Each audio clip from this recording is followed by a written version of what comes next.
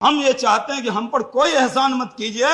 सिर्फ गवर्नमेंट ने जो जमीन कब्जा किया है हमारा वक्फ का, अनुरोध है कि आप कुछ मत कीजिए, हम पर एहसान मत कीजिए, हमारी वक्फ की जो जायदाद हमें लौटा दीजिए। तुर्की में नहीं है, लीबिया में नहीं है, इजिप्ट में नहीं है, सूडान में नहीं है, लेबनान में नहीं है, सीरिया में नहीं है, जॉर्डन में नहीं है, तुनिसिया में नहीं है, इराक में नहीं है, भारतवर्ष में वक्फ बोर्ड है। आप कहते हैं कि देखिए औकाफ में 8 लाख एकड़ है। अरे भैया, आपके हिंदू टेम्पल्स में भी इतनी संपत्ति है। दोस्तों, भारत में भारतीय जनता पार्टी और आरएसएस ने वक्फ बोर्ड के साथ खिलवाड़ कर पाकिस्तान और बांग्लादेश के हिंदुओं को भी खतरे में डाल दिया है, वहां की मंदिरों को भी खतरे में डाल दिया है। जी हाँ, बिल्कुल सही सुना आपने। आपको जानकर हैरानी होगी कि पाकिस्तान और बांग्लादेश में भी हिंदू वक्फ बोर्ड मौजूद है और कानून कितने सख्त हैं उसके आज के इस वीडियो में आपको बताऊंगी। और यह भी कि वक्फ बोर्ड को लेकर भारतीय जनता पार्टी और आरएसएस ने भारत में जो शुरू किया है उससे हिंदू वक्फ बोर्ड कैसे खतरे में गया है। भारत में किसके पास ज्यादा जमीन है, वक्फ बोर्ड या चर्च? जी हाँ, चर्च। इस पर भी अब नजर है। कैथोलिक चर्च पर अब सवाल उठ रहे हैं, ठीक वैसे ही जैसे वक्फ बोर्ड को घेरने की कोशिश हुई थी सरकार द्वारा। क्या ये सच में सुधार है या सिर्फ एक धर्म की सत्ता थोपने की चाल? जवाब है इस वीडियो में, इसलिए आखिर तक जरूर देखिएगा क्योंकि आज बहुत कुछ राज बीजेपी को लेकर खुलने वाले हैं। बताऊंगी कि ईरान, तुर्की, लेबनान और कई इस्लामिक देशों में वक्फ को लेकर कितना बड़ा झूठ भारतीय जनता पार्टी के राष्ट्रीय प्रवक्ता संबित पात्रा ने संसद में खड़े होकर साफ साफ बोला है, सबके सामने बोला है। हिंदुओं के पास वक्फ की कितनी ज्यादा जमीन है, इस पर भी आज चर्चा करेंगे। भारत में दोस्तों नफरत फैलाने वालों को खुली छूट मिल गई है, लेकिन जो नौजवान शांति का झंडा उठाते हैं उन पर कार्रवाई होती है। सुप्रीम कोर्ट के जस्टिस ने अल्पसंख्यकों के खिलाफ हेट स्पीच को लेकर बड़ा बयान भी दिया है। वहीं उत्तर प्रदेश में एक मुसलमान ने जब जुल्म के खिलाफ आवाज उठाया तो उसकी नौकरी कैसे खतरे में पड़ गई, ये भी आपको आज के इस वीडियो में बताऊंगी, इसलिए पूरा वीडियो अंत तक जरूर देखिएगा। और दोस्तों, वीडियो शुरू करने से पहले गुजारिश की लाइक वीडियो को सबसे पहले कर दिया करिए। चलिए शुरू करते हैं वीडियो।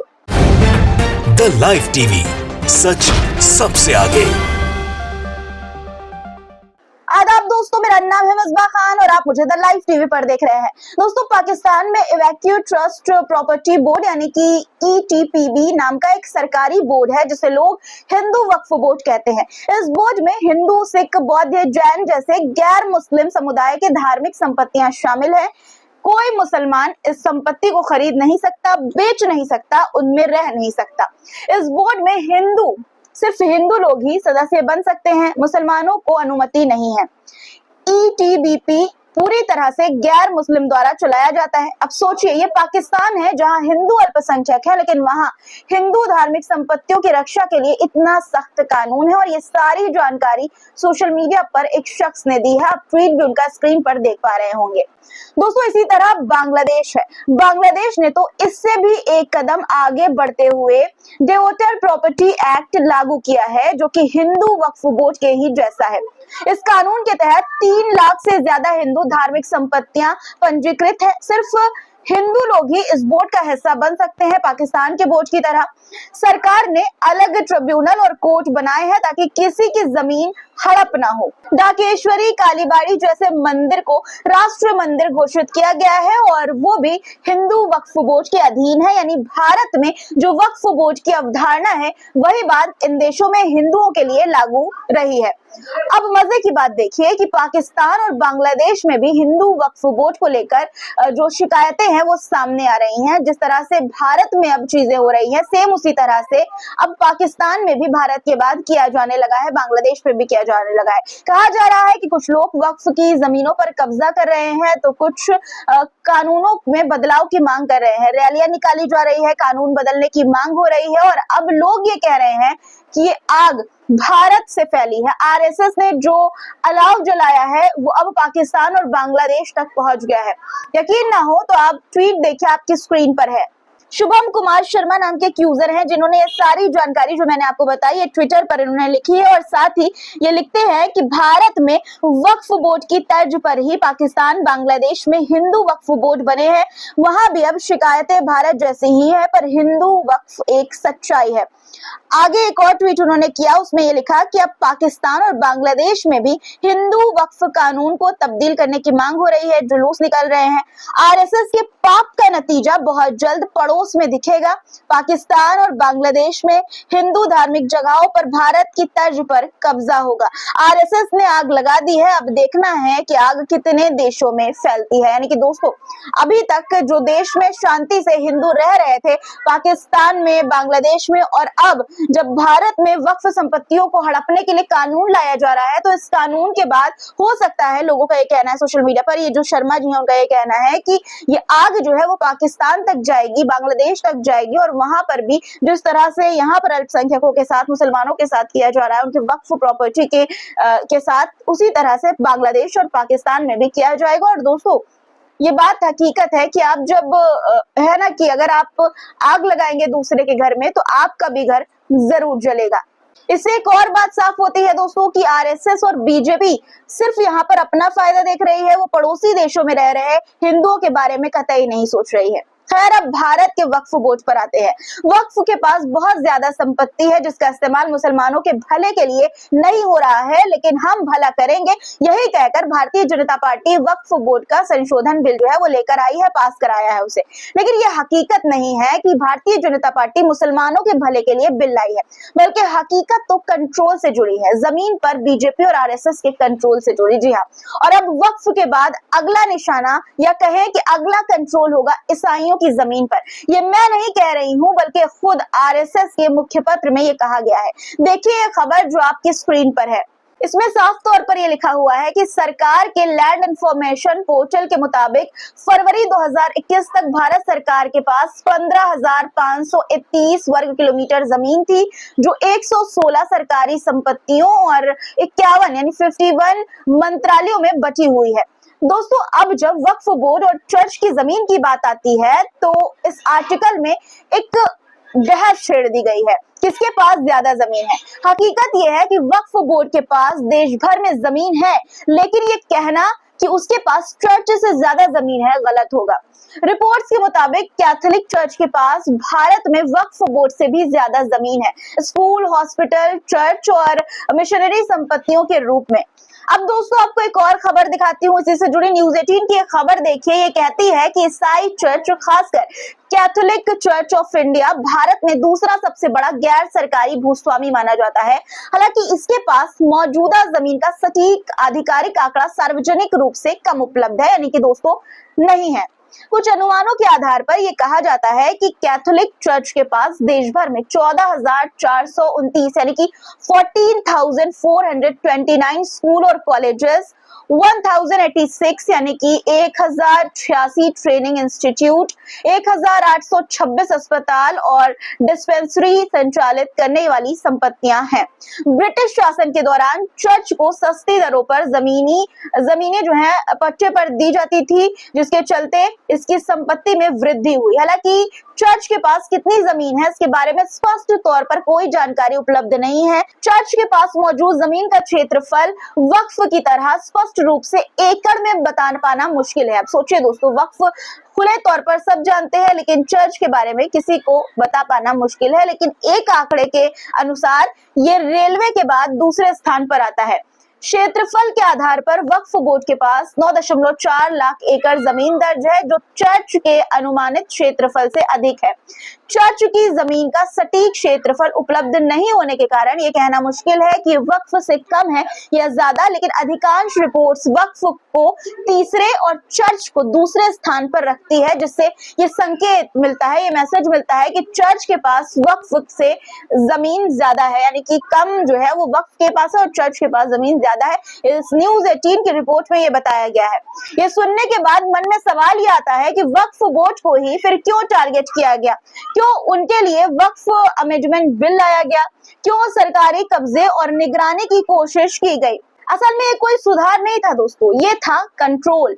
जमीनों पर कंट्रोल और उसका अपने फायदे के लिए इस्तेमाल करना। और इसके लिए आधे से ज्यादा काम बीजेपी ने कर दिया है बिल पास कराकर। इसलिए अब मुसलमानों की जमीन के बाद क्या सरकार की नजर ईसाइयों की जमीन पर है, ये बड़ा सवाल है, क्योंकि आरएसएस का जो ये आर्टिकल, आरएसएस की जो वेबसाइट है उसके द्वारा संचालित की जाने वाली, उस पर जो आर्टिकल आया है वो इसी ओर इशारा करता है। ये इसलिए कह रही हूँ क्योंकि आरएसएस की पत्रिका, जिसे मैंने कहा, ने सीधा चर्च को टारगेट करना शुरू कर दिया है। उसे लैंड ग्रैबर जो है वो बता दिया है, यानी कि दोस्तों कब्जा करने वाला लैंड पर कहा जा रहा है। मतलब अब अगला निशाना कौन है समझ लीजिए। देखिए, आरएसएस का सिंपल सा फॉर्मूला है, एक धर्म एक संस्कृति एक भाषा। जो भी अलग है वो खतरा है इनके लिए और उसे मैनेज करना है इनको। यही बात सोशल मीडिया पर भी अब लोग साफ तौर पर कह रहे हैं। स्क्रीन पर देखिए, आपकी एक्टिविस्ट संदीप सिंह है, इनका ट्वीट है। ये लिखते हैं कि वक्फ संशोधन विधेयक कभी भी सुधार के बारे में नहीं था, ये नियंत्रण के बारे में था।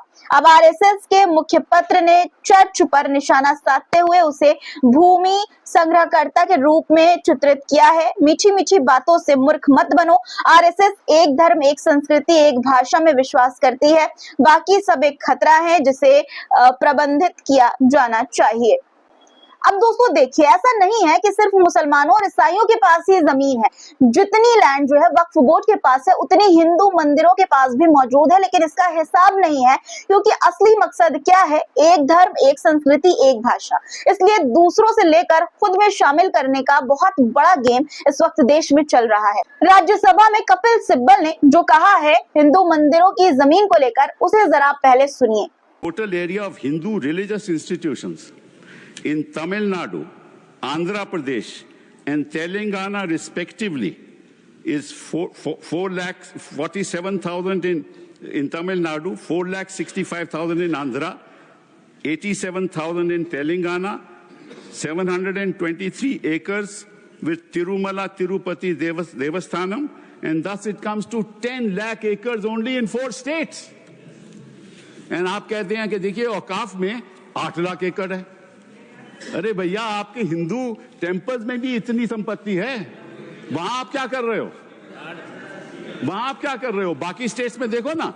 अच्छा, और ये नहीं कि हर धर्म में सुधार नहीं होना चाहिए, उधार होना चाहिए, मैं आपके साथ सहमत हूं। हिंदू धर्म में भी सुधार लाना चाहिए।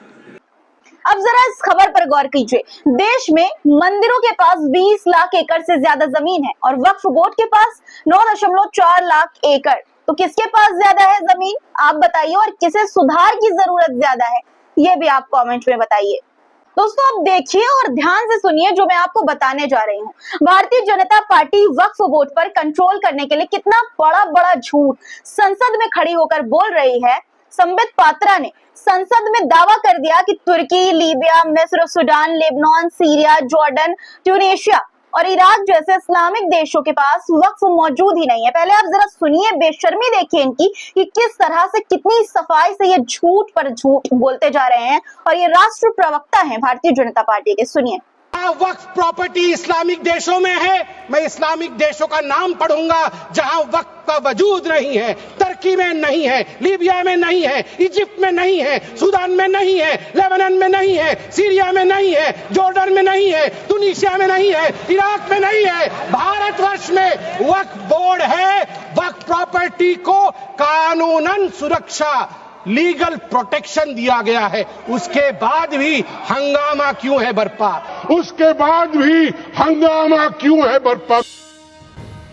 असलियत क्या है मैं अब आपको बताती हूँ। ट्यूनीशिया को छोड़कर इस देश में, जिसका नाम संसद में चिल्ला चिल्लाकर संबित पात्रा ने लिया है, जिन जिन देशों का भी, उन सब के पास वक्फ की संपत्ति मौजूद है। जी हाँ, सबसे पहले तुर्की की बात करते हैं। यहाँ पर वक्फ संपत्तियों का प्रबंधन संस्कृति और पर्यटन मंत्रालय के अधीन डायरेक्टरेट जनरल ऑफ फाउंडेशन द्वारा किया जाता है। और न्यूज की एक खबर है जिसमें ये बताया गया है। इसी तरह लीबिया है, जहाँ पर जनरल अथॉरिटी ऑफ अवकाफ एंड इस्लामिक अफेयर्स वक्फ से संपत्ति मामलों का संचालन करता है। मिस्र की अगर बात की जाए तो यहाँ पर मिनिस्ट्री ऑफ एंडोवमेंट्स वक्फ संपत्तियों की देखरेख करती है। सूडान में भी मिनिस्ट्री ऑफ अवकाफ एंड रिलीजियस अफेयर्स वक्फ संपत्तियों का प्रबंधन करती है। लेबनान में दार अल फतवा वक्फ से जुड़े मामलों की निगरानी करता है। सीरिया में भी मिनिस्ट्री ऑफ एंडोवमेंट्स वक्फ संपत्तियों का प्रबंधन करता है और इसी तरह जॉर्डन में मिनिस्ट्री ऑफ अवकाफ एंड इस्लामिक अफेयर्स वक्फ संपत्तियों का संचालन करती है। इराक की अगर बात की जाए दोस्तों तो यहाँ पर सुन्नी और शिया वक्फ के लिए अलग अलग कार्यालय है जो संबंधित संपत्तियों का प्रबंधन करते हैं। इन फैक्ट्स से ये साफ होता है कि संबित पात्रा का दावा फैक्चुअल रूप से पूरी तरह से गलत है, क्योंकि इन सभी देशों में वक्फ संपत्तियां मौजूद है और सरकारी निकायों द्वारा प्रबंधित किया जाता है, इनका मैनेजमेंट किया जाता है। अब आप सोचिए दोस्तों, एक पार्टी का राष्ट्र प्रवक्ता इस तरह से भरी संसद में झूठ बोलता है तो क्या गरिमा जो है उसको संसद की ठेस नहीं पहुंचती है इस झूठ से, इतने बड़े झूठ से। अब बात बीजेपी के नेता और पूर्व कैबिनेट मंत्री शहनवाज हुसैन की कर लेते हैं। एक वक्त था जब सैयद शहनवाज हुसैन साहब जो है वो वक्फ जमीनों के मुद्दे पर बहुत बोलते थे, हर मंच पर कहते थे कि वक्फ की संपत्तियों की सुरक्षा होनी चाहिए। ये बात उस वक्त की है जब भाजपा विपक्ष में थी। अब देखिए कि जनाब की मिजाज किस तरह के हो गया है, किस तरह से वो सरकार की लय में लय मिलाकर बात कर रहे हैं। हम ये चाहते हैं कि हम पर कोई एहसान मत कीजिए, सिर्फ गवर्नमेंट ने जो जमीन कब्जा किया है हमारा वक्फ का, गवर्नमेंट ने कब्रिस्तान कब्जा किया, गवर्नमेंट ने जो दरगाह कब्जा किया है, मेरा आपसे अनुरोध है कि आप कुछ मत कीजिए, हम पर एहसान मत कीजिए, हमारी वक्फ की जायदाद हमें लौटा दीजिए, हम अपनी तकदीर अपने हाथ से लिख लेंगे। और जब इनकी अपनी पार्टी की सरकार वक्फ बोर्ड में बदलाव कर रही है, वक्फ बोर्ड की शक्तियां छीन रही है, तो हुसैन साहब मौन हैं, चुप हैं, खामोश हैं। क्या सत्ता में आने के बाद इंसाफ की बातें बंद कर देनी चाहिए? क्या इन्हें अब नहीं कहना चाहिए कि अब ये इनको सुरक्षा वक्फ बोर्ड की नहीं नजर आ रही है? ये बड़ा सवाल है जो इनसे पूछा जाना चाहिए, सवाल इन पर किया जाना चाहिए। खैर, अब अगली खबर पर आते हैं दोस्तों। सुप्रीम कोर्ट के जज जस्टिस एएस ओका ने हाल ही में एक कार्यक्रम में कहा कि भारत में ज्यादातर हेट स्पीच अल्पसंख्यकों के खिलाफ होती है और ये बात जग जाहिर है। उन्होंने साफ शब्दों में ये कहा कि बहुत खतरनाक ट्रेंड है और इससे देश की एकता पर असर पड़ता है।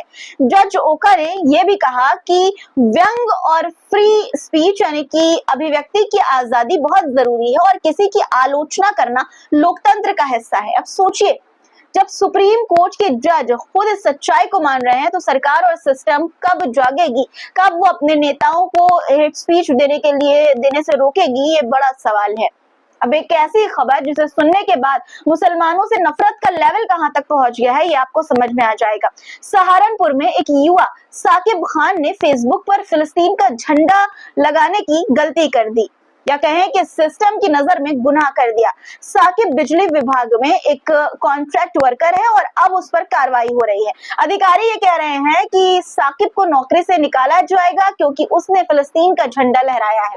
भाई, नफरत भरे भाषण देने वाले नेता खुद जहर उगलते हैं, उनके खिलाफ कोई एफआईआर नहीं होती, लेकिन एक शांति का प्रतीक झंडा लहराने पर नौकरी चली जाएगी। एक जुल्म के खिलाफ आवाज उठाने पर, जो देश जुल्म झेल रहा है उसका समर्थन करने पर यहाँ पर कार्रवाई होती है, नौकरी छीन ली जा रही है। अब सोचिए दोस्तों कि ये जुल्म नहीं तो और क्या है। आज के लिए फिलहाल इतना ही। आज की खबरों पर आपकी क्या राय है कमेंट में जरूर लिखिएगा। चैनल को सब्सक्राइब नहीं किया है तो फटाफट कर लीजिए, लाइक बटन प्रेस करके जाइएगा और दोस्तों शेयर भी लगे हाथों कर दीजिएगा। खुदा हाफिज।